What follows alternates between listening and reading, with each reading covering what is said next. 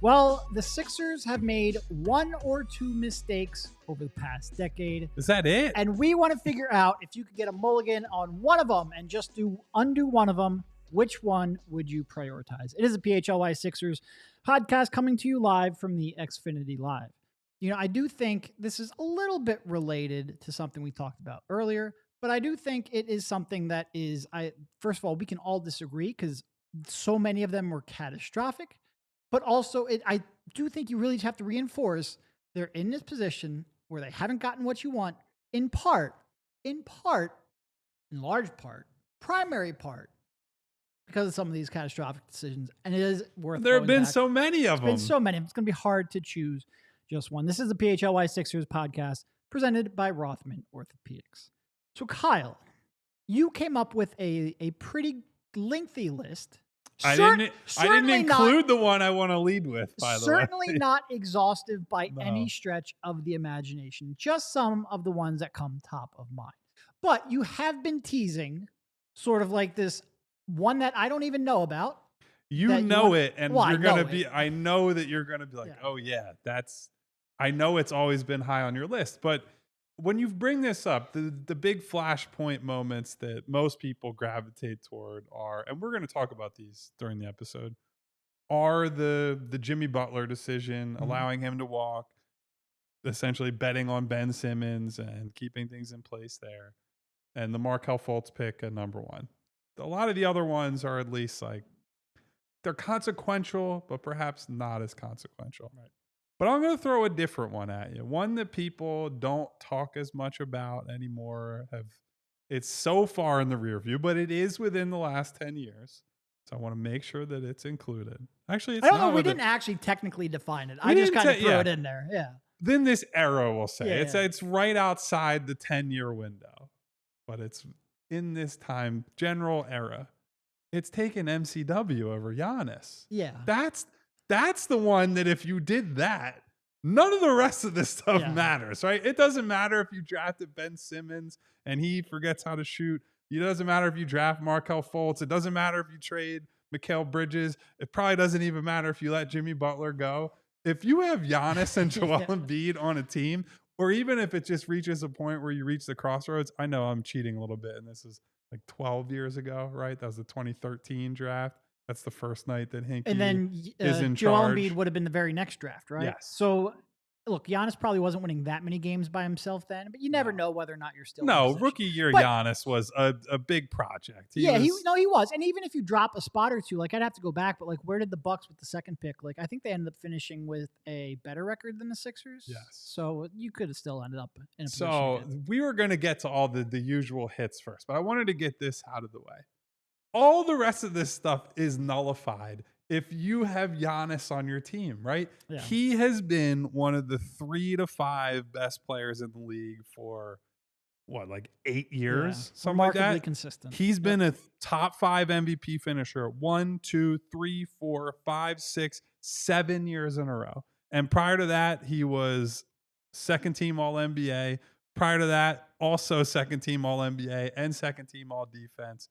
That's a 9-year run where he is indisputably one of the best players in basketball, right? And it's not like, so we had a commenter already say, draft Jokic, right? Yes. Like, yeah, I would love to be like, yeah, if they had just simply drafted one of the greatest offensive players in the history of the sport, whatever pick with the second round pick during a Taco Bell commercial. Sure, that's the best thing that you bring could that up probably every do. time. Because it's still so funny to have drafted a perennial MVP candidate during a Taco Bell commercial, and it's like not even important enough during the broadcast. But you've brought this up before, Derek, and it's why I figured we'd lead with this.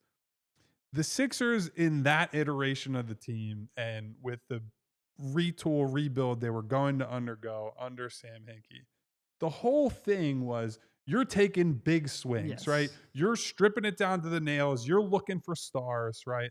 And if you're going to take a big swing, if you're going to take a chance on somebody, you were the team with that pick to take that chance. And if you get that guy in the building, all this, like all the culture stuff, all the nonsense, like Giannis is a no nonsense worker, incredible basketball player. Like it's a completely transformative move on several different levels. Maybe you don't take Ben Simmons because you're in a, probably the team is better by then. So you're not in position to even worry about that. And you take a better fitting player there. It's like the ultimate butterfly effect. What happens if you have that guy on the team? I don't know, but I would have loved to find out. Yeah, and I generally like to stay away from draft ones, like draft what ifs, because it is so impossible. Like I say this all the time. I would love to pat myself on the back. I think I had Giannis like 9th or 10th in my big board at the time. I also had like Trey Burke ahead of him. You look at some of the names and you're like, well, if you look at it from one perspective of I took him before NBA GMs, I feel great about myself. And then I also had Trey bleep Burke ahead of him. Gosh, I've never watched a sport. How am I possibly collecting a paycheck? So you can look at it from either perspective, but I'd love to pat myself on the back for it. But it is like the draft is tough. It's a crapshoot.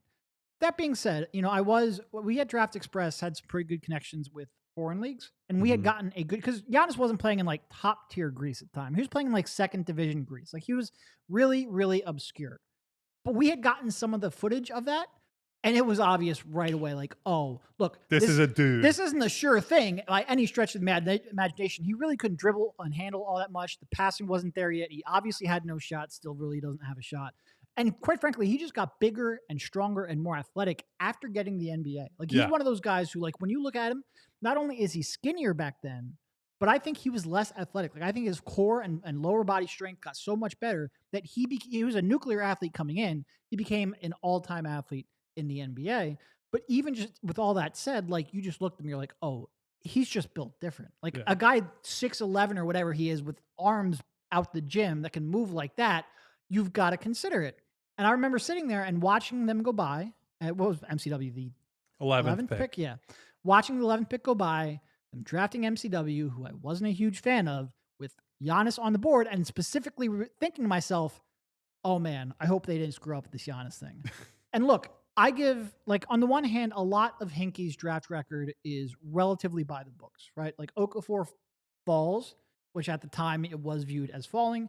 Take the guy who fell. MCW, even a little bit, like, he was thought of as a guy who could retain and grow some value, and obviously he did. He ended up being the rookie of the year.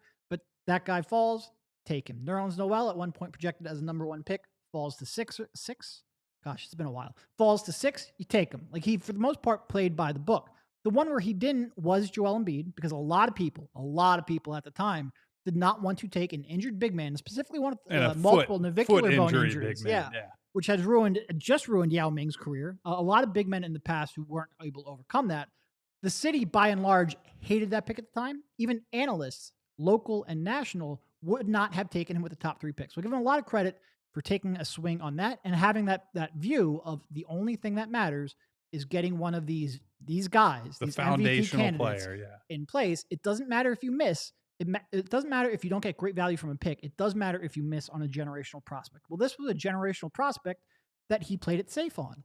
And this was always the one I could just never quite square with the way I thought he viewed the sport, and which I do believe he views a sport, and the risk he just wasn't willing to take. And yeah, it would be a great mulligan, a great redo. I do, like I said, I generally don't love going to the draft, especially when you're talking about like the 41st pick in Jokic. If that was obvious or predictable, he wouldn't have gone 41. Yeah. You could play that game a million different ways. Giannis is the one exception, though, just because of Hinkie's philosophy, just because of where they were and what they were clearly prioritizing. Exactly. And because of the just absolutely outlier athleticism, physical tools, mobility, all of it. It was just and look, he was a real unknown. Like, nobody was talking about Giannis until like mid-May of that year. It was like the month before the draft. It was absolutely wild.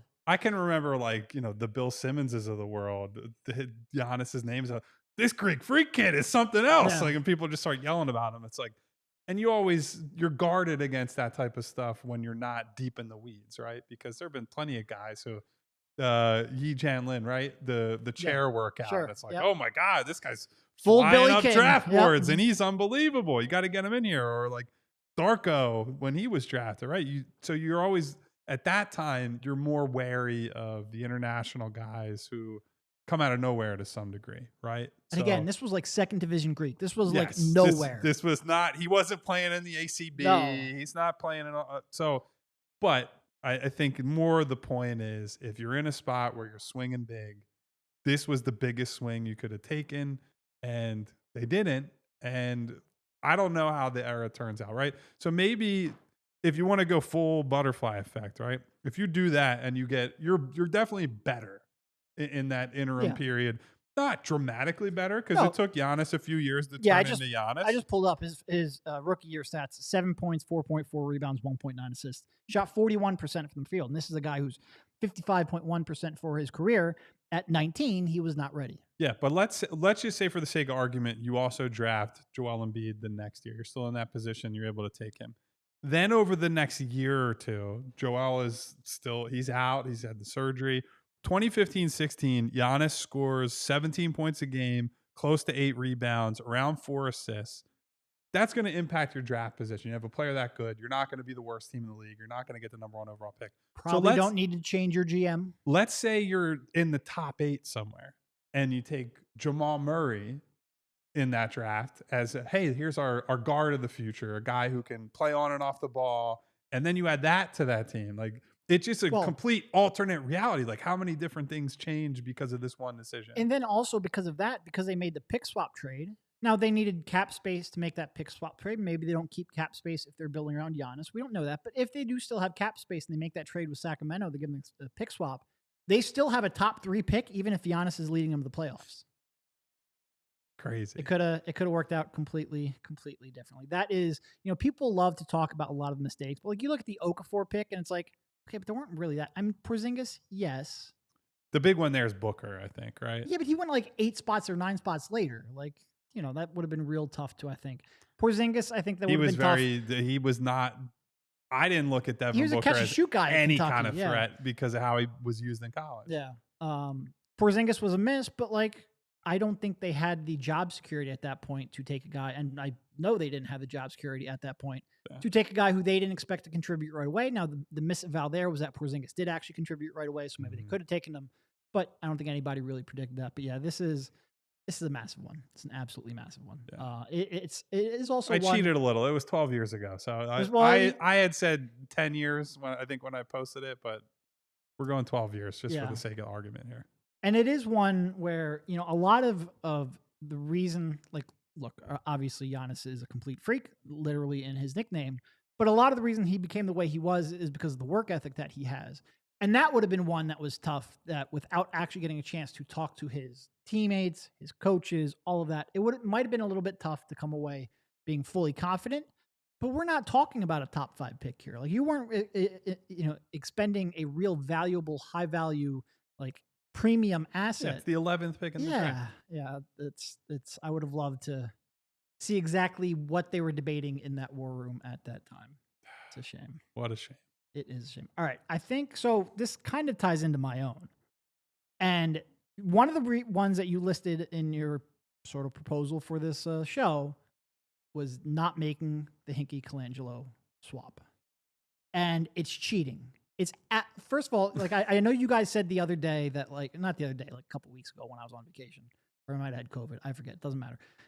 That, like, you don't know what he would have done. And that's 100% true. But we do know what the Colangelos did. This isn't even so much like I think Hinkie would have gotten everything right. It's like, I know this other guy got everything wrong. Yeah. So let me try any alternate reality from that. And, this is one where I would pick it, not even for any individual move, just because you have a chance to redo all the moves, which is why I feel like this is cheating a little bit. Like, I'm getting a redo on, evaluating Ben Simmons, or even after you draft Ben Simmons, maybe realize, because one of the things that Hinkie did real well was realize, like, yeah, this MCW guy, he put up numbers, but like he's not a guy. Like this is all fake stuff. Let me get value for him. Maybe they come to a different conclusion a year or 2 years into Ben Simmons' career. Maybe that impacts the Jimmy Butler decision. Like there's a butterfly effect there. It gives you a redo on the Markelle Fultz stuff and trading up. Like there's just so many. It gives you a redo on signing Al Horford to be a starting power forward Maybe alongside you draft Joel Pascal Embiid. Siakam instead of TLC and Furkan Korkmaz. So there are a lot of individual decisions, and those are lesser decisions, but they're still very consequential. So I agree that I don't know what Sam would have done. I do think like sometimes it's boiled down to like, well, he just lost games. No, he didn't. Like, I think the way they utilize their cap space to get additional assets, like I just mentioned, you could have drafted Giannis back in 2013, still gotten a top 3 pick in a 2017 draft, just because you had made enough trades to give yourself, options. And basically the way I like to phrase it, like Hinkie was good at engineering luck, which is something that Colangelo specifically almost completely avoided. He's like, I got my guy. I'm going to give whatever it takes to get my guy. I'm going to expect it's going to work out because I don't make mistakes. Didn't really work out that well. But I think Hinkie did a good job with his cap space, with what he had available to him to engineer some luck. So you combine, stuff like the pick swap trade with having sort of like the long-term view to draft Joel Embiid and just the disaster that was the Colangelo era. That to me would be the number one. And it's not even so much a promotion of Hinkie as it is just give me a different decision maker than the one that we saw play out. And so that last point, I want to build off of that. Here's the thing I think is just as interesting, right?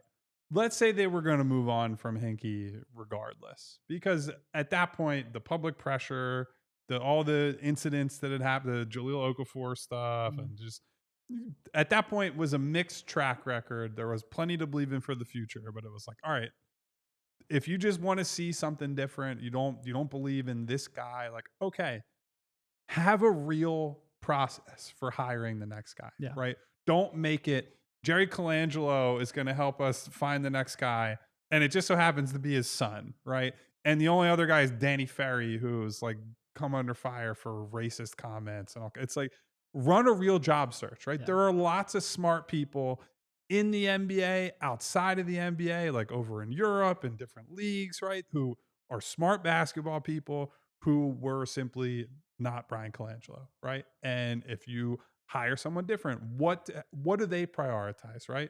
It isn't necessarily I'm locking in, as you're saying, Derek, on one guy or these specific guys to the point that teams can hold me over a barrel if I really want a specific person.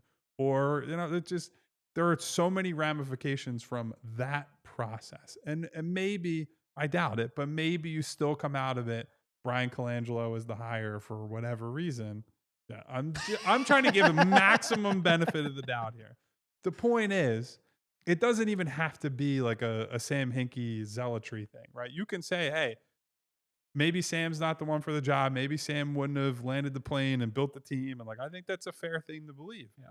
You can't also then tell me that the process to hire Brian Colangelo got the best person for this job or was the most exhaustive search they could have done, because every time they were asked about it, it was like, oh, we have tons of candidates and not a single name emerged other than Danny Ferry, who was not named Brian Colangelo. Literally, I asked Josh about this when they had the press conference. He said, I started with a list of 75 names. I'm like, okay, but like, how many did you talk to? Yeah. And at first he didn't want to answer it. And then he's like, not many, but a few. And of course we find out later it was two, the two that you mentioned, Brian and Danny Ferry. That's not a real job search. And if you're going to do that, well, then you better be right. You have no, like, if your process sucks and that process sucked, then you have to get it right. Otherwise, you're going to take some very well-deserved criticism. I think that is the biggest reason that they are not here with a better track record to show for it, whether that's a conference finals, NBA finals, championship, whatever. I think that one decision is the number one reason we are so gosh darn frustrated with this franchise and with this era. And I think that almost entirely falls on Josh Harris' shoulders. And the sort of like runner-up to that was a whole collaborative nonsense. Like he having two in a row where the process was so fundamentally flawed, which is frustrating because like I feel like, all right, they come in and they go with the whole Doug Colangelo. Two mishmashing two nightmare they people. They go with Doug Collins, right? A very conservative, very like old school kind of basketball mind. They then pivot from that. At first, they want to get Mike Zarin out of Boston. Yep. relatively creative hire. Like at that point, I don't think many people had him as a like surefire. He's going to get. He hasn't gotten it, but like he was on the path of It being seems a like he just GM doesn't want to candidate. leave Boston. I don't think he wants to leave Boston. Anyway, regardless, they had sort of targeted him before I think the market caught up to him. Creative hiring attempt didn't work out. Next year they come back and they get Hinkie. Was he in his mid-30s at that point? Young, like executive. Certainly, I think a lot of analytics people knew who he was, but I don't think he was on like a short list of NBA GMs at that point. Creative hire. And then all of a sudden they get a little pushback from that, right? They get a little heat because of how he approached it and because some of the controversy that happens. And then they just go to like the basketball family with no real job search. And it's like everything since then has been, or at least that and the collaborative was just indefensible. And it is the ultimate what if, because we spend so much time talking about and debating with people about like Joel Embiid's legacy. And this is where we've said many times, I would love to see Joel Embiid with a healthy playoff run or be healthy for a playoff run. Probably never going to get that, which is wild to say, unfortunately, but I'd love to see what he could do. But I could also love to see what he could do when he had a competent organization around him throughout the course of his prime and had the talent he should have had. Because I think when you look back and you say, like, how many people win a championship? Look, I realize he's a couple steps short of a championship, but how many people win a championship when Tobias Harris and Ben Simmons, Mr. Average Tobias Harris and Ben Simmons, who's literally afraid to shoot, and that shows up way more in the playoffs than it does in the regular season. Yeah. I don't think there's that many, certainly in the present day system, that are winning a championship with that. Yeah. So cheery start to the day. So I think we should probably take a moment break here to talk about some of our our good friends. Pause. Vaughn always says, let's take a pause. I'm like, did I say something wrong? Did you, what? But yes, let's take a break. Take a quick pause. Shout out to Devon, and we will be right back to talk some more Sixers. All right, guys, let's talk about getting you back to what you love, complaining about basketball. No. Especially this summer. Whether you're biking by the Schuylkill, chasing your kids through the sprinkler, or finally tackling that hiking trail, it's tough when your body doesn't cooperate. That's where Rothman Orthopedics comes in. From aches after a pickup game to old injuries flaring up on summer adventures, Rothman's team of experts is here to help you with evidence-based care and a commitment to restoring your mobility. They'll get you back out there stronger than ever. Don't let pain put your summer on pause. Visit rothmanortho.com/PHLY to book your appointment today and get you back to doing what you love, pain-free. Rothman Orthopedics, getting you back to your summer game is their mission. And guys, part of keeping your body right is putting the right thing into your body when you're eating. Are you craving the perfect snack that satisfies your hunger and provides the right amount of protein to fulfill your body's daily needs? Great news. Righteous Felon beef jerky, as Tyler is on the camera for some unknown reason. Righteous Felon beef jerky and meat sticks. Righteous Felon traces its roots back to the hallways. He's so excited about Righteous Felon beef jerky and meat sticks that he had to just show his face on the camera. It was launched at Downingtown Middle School way back in the day, traces its roots back to the hallways there, was launched by lifelong friends in their apartment kitchen after college. This Exton, Pennsylvania-based company has been making all-natural premium quality, better-for-you meat snacks for over a decade. It's now the region's preeminent jerky brand. The packaging is fun. The flavors are bold. I've had a couple of them. They've both been delicious. 2 for 2 so far. Can't wait to try some more. The texture is tender and soft. They are the best meat snacks around. We're only sort of saying that because they're paying us. This stuff is so good. The jerky and sticks are also sold in your favorite local retailers like Wawa.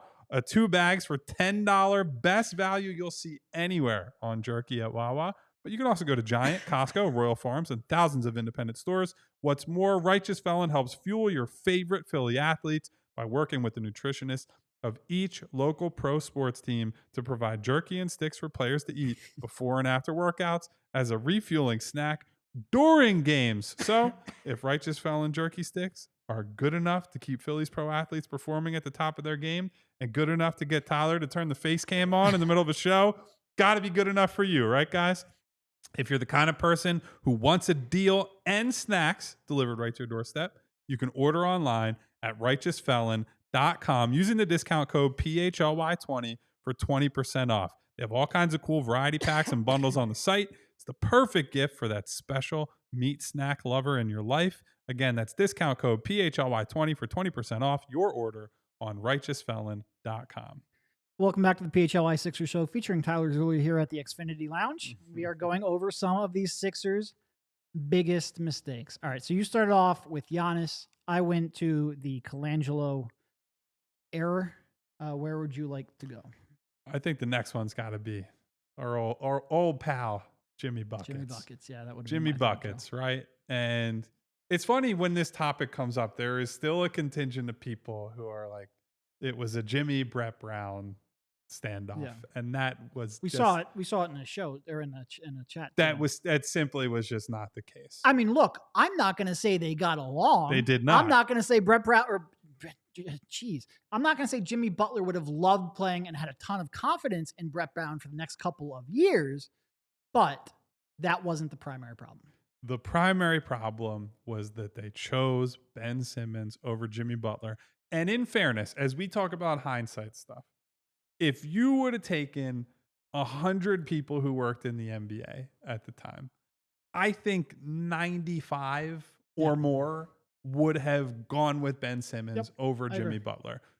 Ben Simmons' age, Ben Simmons' productivity, Jimmy Butler's history of being, we'll call it a confrontational personality is a good way of putting it. Jimmy Butler having the Tibbs tax on his legs at that point. People were worried about. Which ended up not being a real concern because he was great over that contract. Yes. Yeah. So people were concerned about that. There were very few people, if you made it so that it was, you were choosing one of two paths. Give Ben Simmons a max contract extension or keep Jimmy Butler and trade Ben for whatever the maximum value you can get at the time. There are not a lot of people who would have taken the Jimmy path. Obviously, in hindsight, that was the obvious path to take. And the thing I always tack onto this, they were wrong on the Ben decision on two fronts that year. The one that is always talked about is the Jimmy decision. The one that is just as critical is not trading Ben in the summer of 2018 when you had a chance to go get Kawhi Leonard. And the reporting at the time, the intel at the time, was all suggesting the Spurs asked for either Ben Simmons or Joel Embiid. The Sixers said, no, thank you. We're definitely not doing that. And then Kawhi, in the next playoff series they played that season, and that whole run has a historic run. He kills the Sixers individually. He hits the shot heard around the world in Toronto in Game 7. And so if you had traded Ben a whole year before, you're not even running into that problem. I'll tell you this. I don't think Kawhi and Jimmy Butler are having problems because Kawhi doesn't even talk to anybody. He keeps to himself. He's not a guy who needs to necessarily dominate the ball, right? He's a very efficient, get him the ball at his spots. Jimmy can run the offense. Joel can be but let's just say they don't make that trade, right? The mistake was you got this guy in your building. You got him at a low cost. You knew what the ups and downs are with him. And you more than anyone, and Derek has made this point over the years, you knew more than anyone what Ben Simmons' process was, what type of work he was or wasn't doing in the offseason, how much you felt you could get through to him, right? There are plenty of stories that have circulated in the years since that, they're sending coaches and trainers to try to work with him, and then Ben is nowhere to be found, right? And that's stuff that eventually trickles out over time.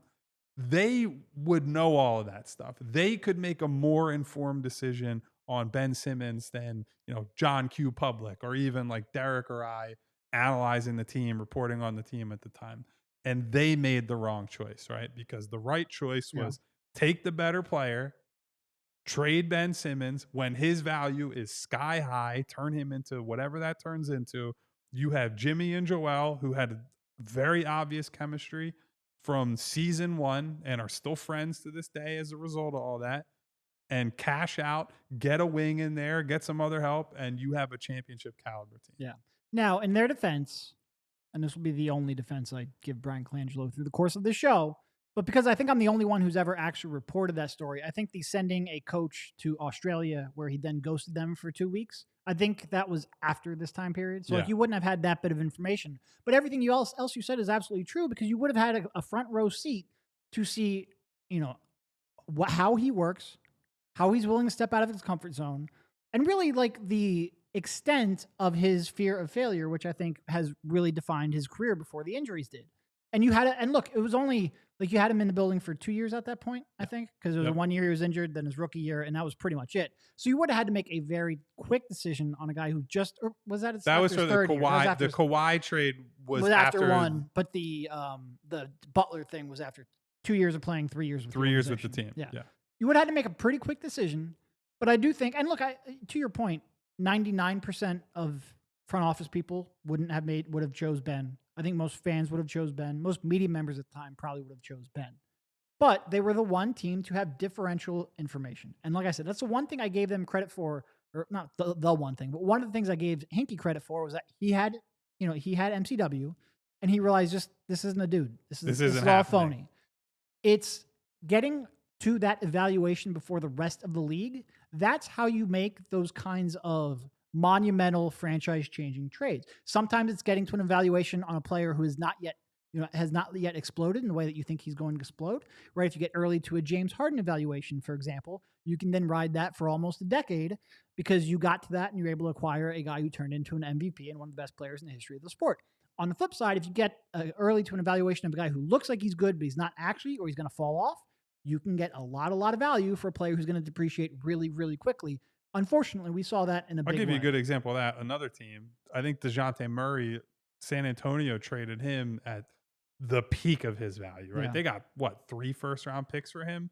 You're not getting, certainly not post-Achilles injury, but you're not getting anything approaching that for him the rest of his career. And DeJounte Murray's a good NBA player, but he's not a guy worth 3 first-round picks. He's not someone that's like a foundational building block. I'm going to be a perennial playoff and contender type team with this guy as one of my 2 most important players, right? So there are teams that make these sort of moves. DeJounte was not on Ben Simmons' level when this decision would have been made, right? So again, there are orders of magnitude, and it would have been a very tough choice to make, but that was the choice, and that was the defining decision, arguably, of this entire era. Yeah. No, and it's also like, it is, where's I going to go with that? I think people undersold how important the jump shot was. Like, we all wanted to look at what else he did. And look, I gave him a lot of credit. Like, I've never been one who thinks he doesn't care about basketball, just because of how much effort and how locked in he was and how much attention and detail he had on defense. I think it's much more of a fear of failure thing that he was never able to overcome.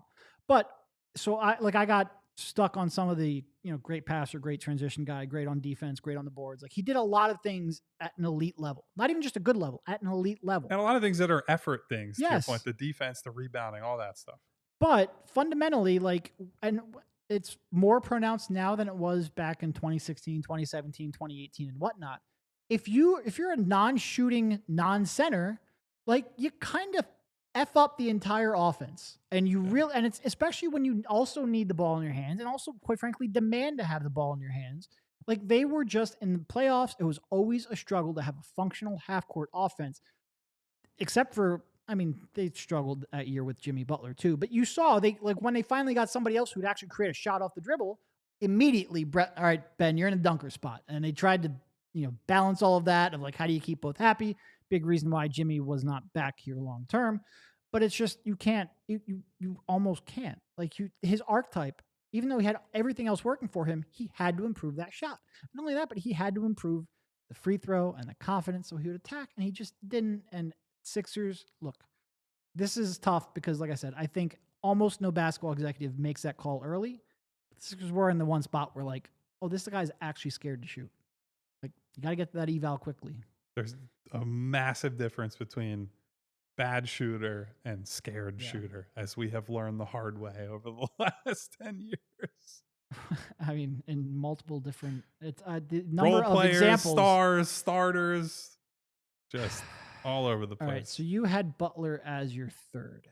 Where would I go with my 4th? That's a good question. I'm going to cheat. Oh, boy. I'm going to go to Okafor draft. Okay. Only that is 10 years. That's 2015. That's the very... But it's cheating. It's kind of doubling up on my first answer because that might have prevented Brian Colangelo from taking over the team. And look, Jahlil was the second shooter. And so I'm not going to spend too much time on it because my reasoning is mostly what I've already talked about. But I do think like this was one where I had a lot of interest in Porzingis. In fact, at various points, I think as early as January of that year, I had Porzingis third on my big board. Now I ended up being a freaking coward and dropping him below Okafor at the end. Trust me, I regret it to this day. But I don't think that gap was as high or as long as a lot of people talk about it like it is. Like, I don't think Okafor was the consent. Maybe it was a consensus because I think a lot of people would have fallen on that side of the debate. But I don't think it was as clear cut between him and Porzingis as a lot of people said. I think it was the plurality. Yeah, is probably that's probably a good way to put it. That's why you went to school for English and I went to school for computers. No, but I think it was a real debate. I know I was wrestling with it personally. Obviously, he was just and this is one where I remember when after the draft, Hinkie was asked, like, if Joel was healthy and you had more confidence in him, would you still make the same decision? And he said, I think verbatim, I'd like to think I would have had the courage to, or something like that. And to me, that's actually Sam hedging a little bit. Like usually he would just say yes. He's basically acknowledging like, I can't answer a hypothetical that didn't play out. And I do wonder because like Porzingis would just have been, and look, Porzingis would have been a perfect fit. Like he doesn't move his feet well enough, especially after some of the injuries, to play on the perimeter alongside of Embiid. But from an offensive perspective, he made so much more sense next to Embiid than Okafor clearly did. And remember, it's also just an NBA player, which Jahlil proved to not be. What did they end up trading Okafor for? Do you remember? Did they get it first, or was that the Booker? It wasn't Booker, was it? Booker in some seconds? I don't remember. Was he part of that deal? I'd have to look it up. I know it happened around the same time, general but time period. It's not just that they missed out on Porzingis by taking Okafor. It's that they traded Okafor. Yeah, it was the Trevor Booker trade. It was Jahlil Okafor, Nick Stauskas, and a 2019 second. Which I think was a top 5 second. I think it was a Knicks second round pick. For Trevor Booker. Oh my God. Unbelievable stuff. Trevor Booker, who we were talking about the other day, might have had one of the most forgettable Sixers careers of anyone in the last 25 years. That is truly absolutely wild. So after, what was it, 2.5? How long was Okafor in? 2 years in Philly? 2015, 16, 2016, 17, and then 17, 18 is when he got traded. So you took a top 3 pick and traded him and gave up another pick, by the way, a second round pick for Trevor Booker. So it's preventing that entire mismanagement of assets. That is, even now hearing about it, that was disgusting. Yeah. That was truly, truly and utterly disgusting. All right. You want to take one more pause? It's not discussing our wonderful friends who we're going to tell you about, and then we'll be back from that quick break to finish up today's show. All right, well, as we are coming to you live from the Xfinity Live, I need to tell you about Xfinity Internet, the most reliable Wi-Fi with the best-in-class equipment that we have right here at the PHLY studios to bring you these shows every day. Xfinity Wi-Fi is booming, whether you're streaming, gaming, working from home, or here in the office, the Xfinity Wi-Fi is booming. Do more of what you love and love how fast you do it with Xfinity Internet. Xfinity combines the power of internet and mobile, so you've got lightning fast speeds at home and on the go. With Xfinity Internet and mobile together, the Wi-Fi is booming wherever you go. The Xfinity Internet plus mobile and supercharge your phone with Wi-Fi Power Boost for the ultimate connection as well. With Xfinity Internet and mobile, you can do more of what you love wherever you are. Internet plus mobile equals stronger together. Xfinity combines the power of internet and mobile. Most reliable Wi-Fi claim is based on Open Signal Awards USA Fixed Broadband Experience Report from August 2024. Restrictions apply. Xfinity Mobile requires Xfinity Internet. Wi-Fi Power Boost available to Xfinity Mobile customers. Only actual speeds vary. We'll talk about something else that's strong and reliable. Let's discuss the Ford Explorer, America's all-time best-selling SUV. Not me. You'll have your moment. So Ford Explorer has a legacy of family trust and performance. I can tell you that personally. I grew up, my mom had a tan Ford Explorer, leather seats. I said on a show recently, I associate that car with driving down to the Jersey Shore, pulling up to the beach, pulling out towels and tubes and boogie boards and umbrellas and hoagies and all kinds of stuff. Then coming back off the beach, piling into my mom's car. You get that initial leather burn in the hot sun, but then that comfortable ride driving home. And then that car ended up staying in my family for a while. It was with my aunt for a bit. My mom sold it to her sister for a good price. You want a new one. You want the best. They have all different models now, 3 different powertrains, including a hybrid model where you can get up to 500 miles of driving range. Has a great balance of power and economy. Packed with Ford Copilot 360. It's a suite of advanced driver assist features. You also have an infotainment system, large touchscreen, voice command. You have up to 87.8, look at the specificity on that, cubic feet of cargo space when you fold the seats down. So if you're hauling stuff around and it's not people, the Ford Explorer gives you plenty of room. The rear seat passengers also get captain's chairs for extra comfort and accessibility. Plus, the usuals, Apple CarPlay, Android Auto. It's built for families, ready for adventure, a do-it-all SUV. That's the Ford Explorer. And if you want more information, visit your local Ford store. All right, welcome back to the PHLY Sixers show here at the Xfinity Lounge. Speaking of Xfinity Lounge, I think it's time to do the big takeaway presented by Xfinity. The Wi-Fi is booming, and right now, booming is all the horrible mistakes the Sixers have made. My big takeaway, Derek, boy, the Sixers have screwed a lot up over the last 10 years because we've gotten nepotism is booming. 3 and 4 big decisions, and I'm still I look at my list I sent you, and it's like there's one that I got 4 or 5 more. There's one very obvious one that I should have taken ahead of Porzingis. Which is what? It's the Mikal. Yeah. Wow. And I'm not phrasing it. The Mikal draft is probably wrong because SGA is probably the right pick there. So that's the thing, right? I think I feel like this is my role today. It's like everyone focuses on this, but really the mistake was trading Mikal Bridges, who's a plug-and-play player, for a pick that you end up trading for Tobias as part of the package for Tobias, and Zaire Smith, who never amounted to anything in the NBA. A colossal miss. You know what's an even bigger miss? Not drafting the future MVP of the league and finals MVP. Who's probably going to define the next 5 to 10 years of NBA basketball. So the mistakes are various there, right? And I was a huge SGA believer. I wish I had stuck to my guns and been like, they need to take this guy no matter what. They're coming off of the Fultz pick, and obviously Ben is there, and so there's not a lot of appetite for a guard whose shot was questionable. Yeah. And I remember because and this was not a big board. Like, this was not a ranking. This was a Sixers specific big board, I guess is what I'm trying to say. I remember I posted one of my big boards and I had SGA like 7th, and people lost their minds because they're like, we have Ben Simmons, we have even TJ McConnell at that point, Markelle Fultz. None of them can shoot. You can't take another point guard who has shooting questions. And at the time, like, SGA was mid-range pull-up shooter. I think he shot like 40% from 3 in college, but very really low volume. And the mechanics, even today, he doesn't have the cleanest mechanics in the world. But as Devon says, they work for him. Yeah. But it does just go back to, like, you don't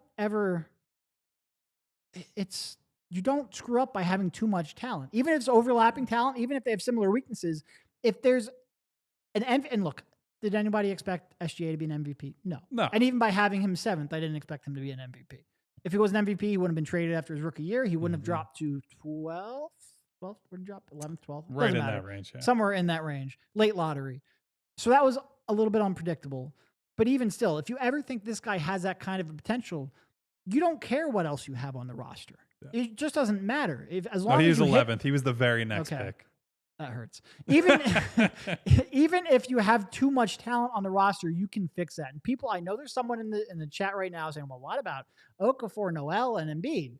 That's a talent evaluation miss. If Okafor ended up being the player that everyone thought he was when he was the 3rd pick, if Nerlens Noel ended up being the player they thought he would be with that number 1 pick, you wouldn't have traded him for Trevor bleeping Booker. And I can't believe we're talking about Trevor Booker and we're not multiple Trevor Booker mentions today. Hope he's doing well in retirement. And I can't drop any kind of spicy language.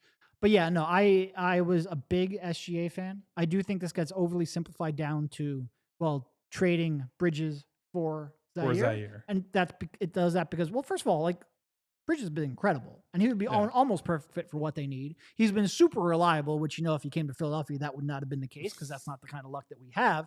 But don't listen, Devon. They have been lacking. Look, maybe it's best for Devon and his family. They didn't come to Philadelphia.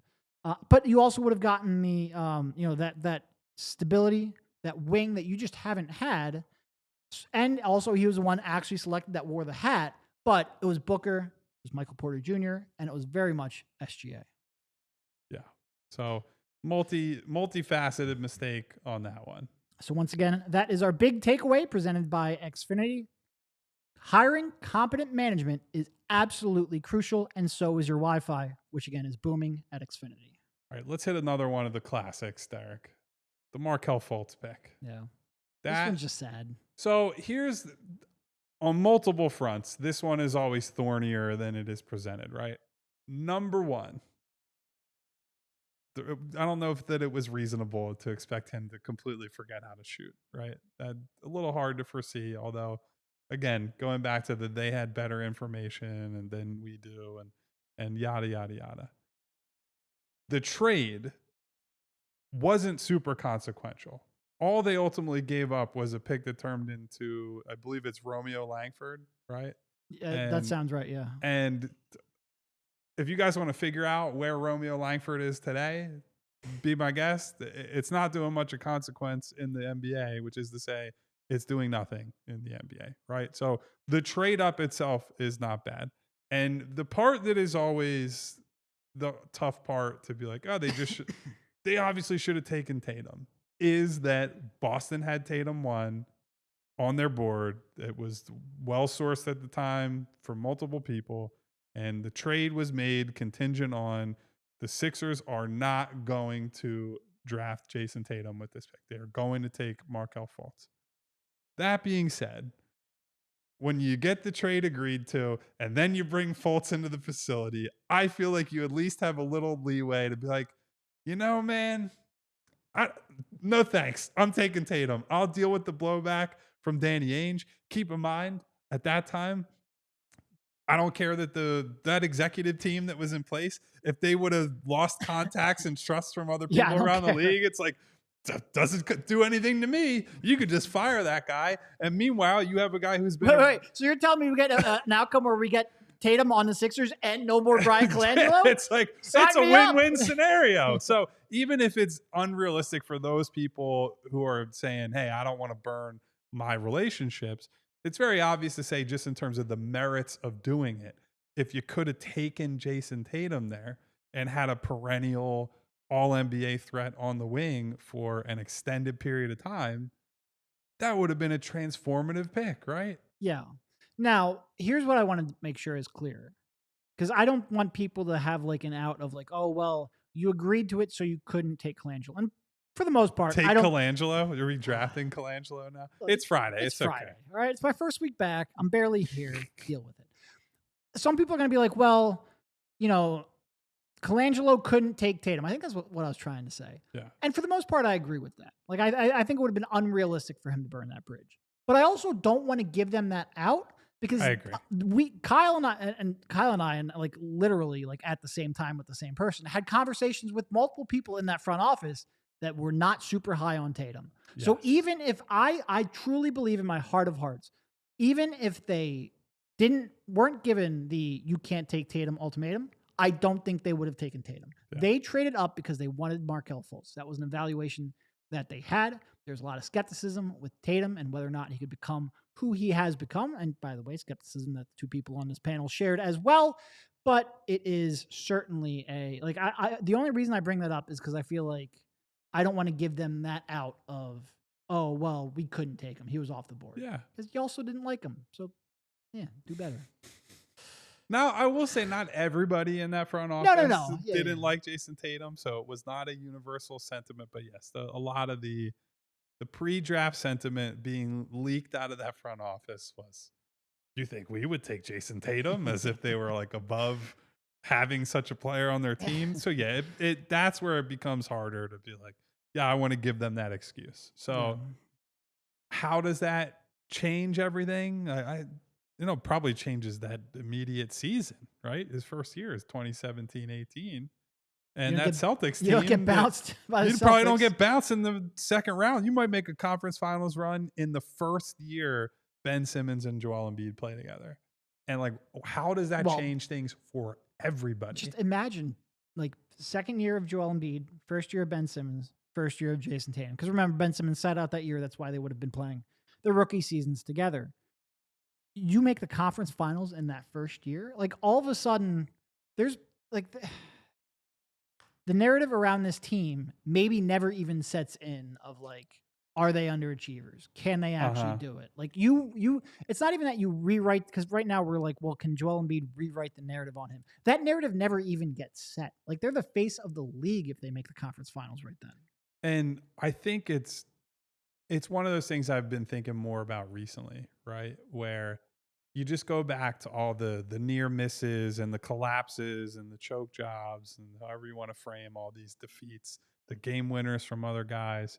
And you just think like a big part of the problem for this team and this franchise and its best players is the internal psyche, right? Yeah. It is not an organization that expects to win, because they never do. When the lights are brightest, they don't and they can't and they haven't gotten there. And if you just change that early on, like you have an early breakthrough, sure, you're still going to go through trials and tribulations. You're not going to win every year. They're not turning into a dynasty while the Warriors are still, the Golden State Warriors winning titles with Steph and KD, and still have to contend with prime Kawhi, and you're still contending with LeBron, because they would have played LeBron in, year one in the conference finals. But if you get some early success and you have you win some important games in the Boston Garden, you turn it from the Celtics are always the big brother, right? They always have been historically. And you get that, you put that in the rear view. You're not worried about goddamn Al Horford all the time and all these other bozos. It's like, who knows how that changes everything else? I just believe in my heart of hearts, if you win one of those, if you go deeper 1 year, you're not also losing the rest of these too. Like if you break through in 2018, you're not losing that Hawks series in 2021. Like I firmly believe that. You also, by taking Tatum, take one of the most important players on the team that has killed you throughout this era, has used to kill you with, right? Tatum has had massive moments. The Game 7 in 2023. He absolutely destroys them. That's the reason that Boston wins for the most part. So it just has that pick, and that decision has all kinds of ramifications that will continue to be felt into the future. Yeah. Brutal. Yeah. Brutal. And it really just goes to show, like, they really just needed one other draft pick to hit. Like, if you would have given early career Joel Embiid 4 or 5 seasons in his prime to build some chemistry with someone and not run those freaking BS snug pick and rolls and try to pretend that was workable offense in the playoffs, they might have been able to develop some kind of chemistry. Because I go back all the time and I'm like, what we saw in that Knicks series with Joel and Tyrese, what we saw, how quickly Joel was able to build chemistry with James Harden. Like, I think with the right skill set, you could have really had a dynamic two-man game that could have been the foundation of an offense for years and years and years. And instead, you got a player in Ben Simmons who was scared to shoot, and a player in Tobias Harris who was just a guy. And we tried to make that work for so long. And that's why every year you got to the playoffs and the defense was dominant at times and the offense was dumpster fire. Not great. What else you got? You got 7 more minutes here. So I'm just going to go with DARYL Morey being a liar and pissing off James Harden. That's a good one. Because, the way I look, like, I think we were all worried about that contract that Harden was going to get. Like, I don't think anybody wanted to give him that 4-year max. Well, he's already halfway through it. And quite frankly, he was pretty good. He was better this past year. He's an all-NBA guy last year. He was better this last year than Paul George. And it's a really high bar you're setting there. Well, I'm saying it because that's the guy that you basically traded him for, except with a gap year in between. Yeah. And the reason I would say this is because, that 2023-24 season may end up being, and I hope it's not, I really do hope it's not, but the last time we saw Joel Embiid at the extent of his powers. And look, I understand that he ended up getting injured throughout the course of that season. So when he came back for that playoff run, he wasn't anywhere near 100%. And as we learn more and more about it, like, he was really, really not at 100%. But he was still really good in that Knicks series. Yeah. And who knows? Maybe if you have Harden for that full year, instead of trying to overextend Joel, maybe he doesn't get injured. Maybe there's a butterfly effect that's probably not fair, but you never know. But if that ends up being the last year that he really feels healthy and that you really had a chance, and with the chemistry that Maxey and Harden have, not having that gap year without Harden to get the Paul, would like to see what would have happened. And I don't James know if Harden defender over here. And look, if Joel Embiid ends up getting injured anyway, it probably doesn't matter. Yeah. Right? Because you're not competing for it no matter what. That's why like all of the Paul George stinks and they should have done something else in the summer. If Joel Embiid's playing 19 games in a shell of himself, it doesn't freaking matter. It just doesn't matter at all. So I don't really like Paul George isn't going to be on my list. Here's a huge shocker. Just because it's if Joel Embiid's not here, and I think moving off the Paul George contract is going to be not easy, but I don't think quite as difficult as some have made it out to be. So, yeah, Harden not pissing off. I'm still stunned that relationship fell apart. I thought if there was any GM that was going to keep him happy, it was going to be DARYL. It is crazy to think that those two, they will be linked forever in NBA history, but not in their iPhone contacts, I guess, or Android, and maybe in Daryl's case, who knows? Go one more you want to bring up here before we get to overtime? I think it's just trading for Tobias and then spending $180 million on him over 5 years. It really just made you so inflexible, both because you traded a pretty valued draft pick. What was that? Is that the Miami draft pick? The Miami pick. There were 2 picks in there. Yeah. Now there was 2 picks plus Landry Shamet and Wilson Chandler, and it's like what they gave up in and of itself is not like, oh wow, that went on to turn into. It's more that the opportunity you lost by moving all that, and you could have made all kinds of different trade deadline moves, or you could have done nothing. Right? You could have just said, we have Jimmy, JJ Redick, Ben Simmons, Joel Embiid. And maybe we'll make a smaller addition and we don't need to go all in. And then we see ultimately what this Ben Simmons, Jimmy Butler, Joel Embiid triumvirate looks like in the playoffs. And we figure it out from there. Instead, they got really aggressive and they compounded that aggressiveness. And then you bring in Al Horford, and it's like we have done the Tobias Harris conversation 75 different times. There just was no world where he wasn't going to get paid, right? He was going to get money from somebody, maybe not $180 million, but he was going to get paid a healthy sum of money. So you got to rewind and say, I'm just not trading for him, right? It was not that high of a priority to get this specific guy who was in the midst of his best ever shooting year at that point. And then he comes and plays in a real market, and it's like, uh-oh. Eyeballs are on me. Yeah. And he was not the guy he was in LA. No, and even I remember, because that was a fun one. That was like a 3 a.m. one.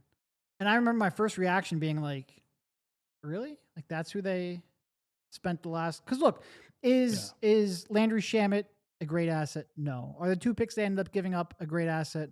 I mean, that Miami pick was valued relatively high because it was unprotected, but it's not a premium asset. But it was the last bit of your capital that you had to spend. Yep. And not only that, but by you're basically giving the Clippers 2 picks and a rookie for a player they didn't want to bring back. And the reason they didn't want to bring back is because that contract was going to be freaking awful. Yeah. And I remember writing about the trade literally the morning it happened, going, I'm terrified of this next Tobias Harris contract. And you spent then the next 5 years completely unable to make a trade because you can't match a salary when 30% of your salary cap is tied up to a guy that nobody in the league values that highly. It just made you inflexible on a multitude of different ways, whether that is a draft capital that you no longer have, or it's a salary that's a negative salary and it's impossible to trade. It really hamstrung the final couple years of Joel Embiid's prime before the injuries really took their toll. And look, that 2018-19 team was good. Not really because of Tobias Harris. Like, I think they would have been really good even without him. And if you would have kept what you traded, and look, Wilson Chandler, I'm not losing any sleep over. But like, it really is you almost had to win it that year or bring like the entire group back, Jimmy Butler and JJ Redick and Tobias Harris, and just dealt with the luxury tax or whatever and figured out a way to keep Ben Simmons and Jimmy Butler happy. But even with that, I would have let Tobias walk. Like, that contract was just an absolute anchor over the franchise for so long. You could have made a trade. Like, I'm just looking through all the trades that year. You could have traded for Trevor Ariza, who the Wizards traded for using Austin Rivers, who was not well thought of at the time, and Kelly Oubre, who also was not all that well thought of at the time. And Trevor Ariza had a good year. Would have been a great fit there, right? You had him, and he's still a viable defender at that point. good 3-and-D type player, would have worked out just fine. And you didn't have to give up basically anything of consequence. We're going to hit a quick overtime here before we sign off for the week. Conversation will continue online at allphly.com. So thank you to all our viewers on Fast. So yeah, it's the trade itself. It's the contract you gave him. It's the opportunity cost. It's, any number of things wrapped up in, as Devon would say, 12. There are so many different ways to pivot in that era, whether it's, keeping Jimmy Butler, trading for someone other than Tobias Harris, trading Ben Simmons at the peak of his value. And I feel like they made every wrong decision at every turn. Yeah. So listen, it didn't have to be right then. You had just made that Jimmy trade. God damn it. The Jimmy trade was a work of art, right? That was a great trade. As good of a trade as you can make for a player of that caliber. And then you essentially squander what you gained in terms of the asset gain or the gap between what you gave up and what you got back by making the Tobias trade. And that was the beginning of the end. Very, very, very frustrating. Any other events you want to bring up, or do we want to get to a roll call? What did I have on my list? Was there anything else that we really... No, I mean, I think we hit all of the big ones. Because I wrapped the not trading Ben for Kawhi decision into the Jimmy one. Yeah. And again, I think that's the one that it would have been even tougher to be like, hey, summer of 2018, coming off of Ben's rookie year. And Kawhi, who you knew wanted to go to LA. Everyone in the NBA knew he wanted to go. Yeah, and Toronto was just at a point where they said, look, we've been stuck in this spot for so long. We're willing to take the risk. We'll trade DeMar DeRozan, who has not been a playoff guy. They need to get out of the mud. Yeah. So the Sixers, who are coming off of, again, even though they lost to Boston, Joel and Ben year one, everyone's like, look, the sky's the limit. This is the first year these guys have played together, and they won 50 games and can do almost anything moving forward. Saying you're going to trade him for a rental of Kawhi with no expectation that he's going to commit to you long term. That would have been one of the boldest moves in recent NBA history. That really is like, if you don't win the title, you're fired. Yeah. So that is certainly on the list because it was a possibility. They kicked the tires. They said, hey, we'd love to take a look at Kawhi here. The one time they could have been more aggressive and it would have worked out, it was that one. No, and they really, they could have won a freaking title with that team. No doubt. And circling back to the point from earlier, you hang a banner.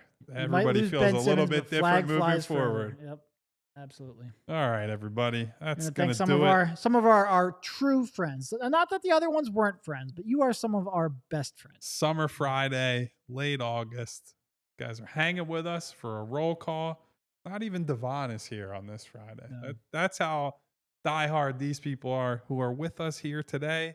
Thank you to Antoine. Thank you to Aaron, to Lee Nguyen, to Martian Lynch, to my girl Winona. What's up, Nona? D Flyers in the house. Our boy Yams is in the house. Schumacher. That's a new one, but thank you to Schumacher for coming through. Colby Colbs, Philly Sheriff in the building. I don't know what he is policing these days, but hopefully some good things. Marcus Blackstock, Keyshawn Washington in the building. The court jester, Pinch My Squid. Always makes me laugh when I see that, but loyal fan. Thank you to Pinch My Squid for that one.